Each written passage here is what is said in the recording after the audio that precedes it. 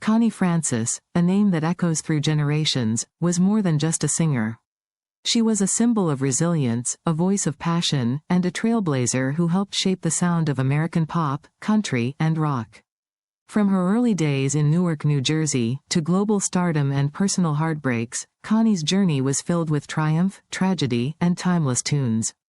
Today, we honor her life, her unforgettable voice, and her lasting legacy in music and culture.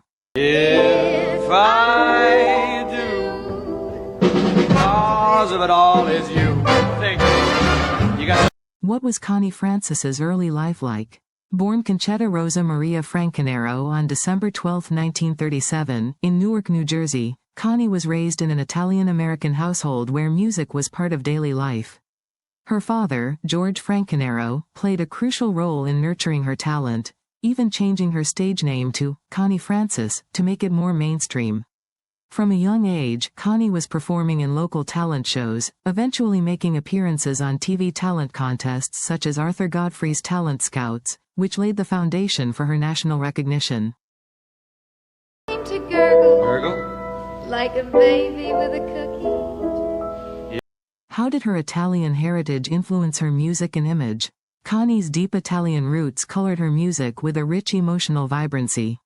She released several Italian-language albums, including Connie Francis Sings Italian Favorites, which was a major success and helped her connect with audiences across the Italian diaspora.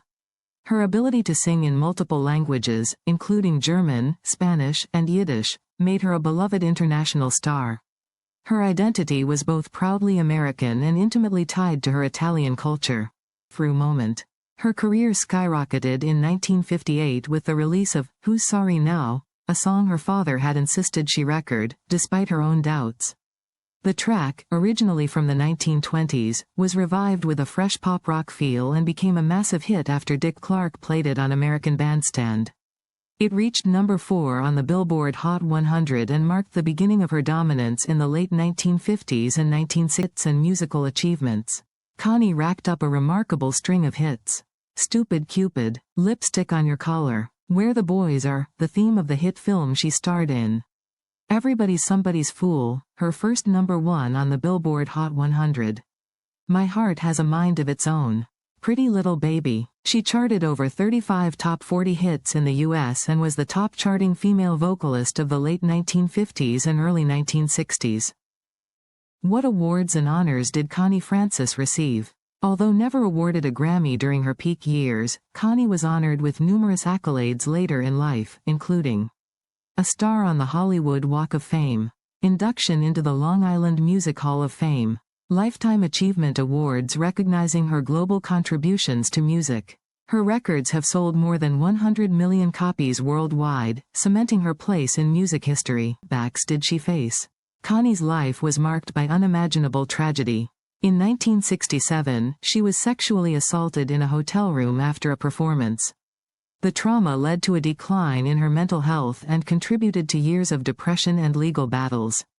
She also suffered through the murder of her brother, George Francanero Jr., in a mafia-related incident in 1981, and underwent multiple hospitalizations for bipolar disorder.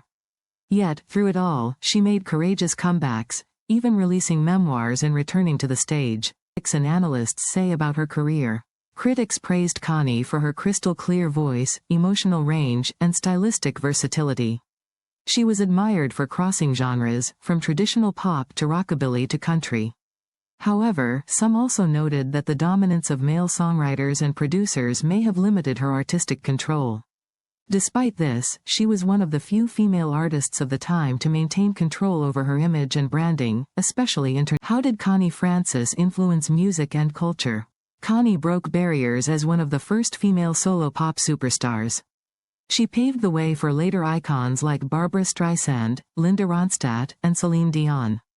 Her multilingual recordings influenced the rise of global pop music, and her personal story of resilience helped destigmatize mental illness and trauma among celebrities. Where the Boys Are became an anthem for a generation of young women seeking independence and romance. What can we learn from Connie Francis's life? Connie taught the world about strength and vulnerability. Her career reminds us that talent can shine even in the darkest moments. She overcame industry rejection, personal trauma, and mental health struggles, yet remained dedicated to her fans and art. Her story is one of perseverance, reinvention, and impact. Finally, Connie Francis wasn't just a pop star, she was the heart and soul of a generation. Her voice brought comfort to millions, and her story remains a beacon of courage and endurance. Whether through Who's Sorry Now, or Where the Boys Are, her legacy lives on in the hearts of music lovers around the world. Rest in peace, Connie Francis, your music will never be forgotten. And to all our viewers, don't forget to like, comment, and subscribe for more tributes, untold stories, and musical journeys.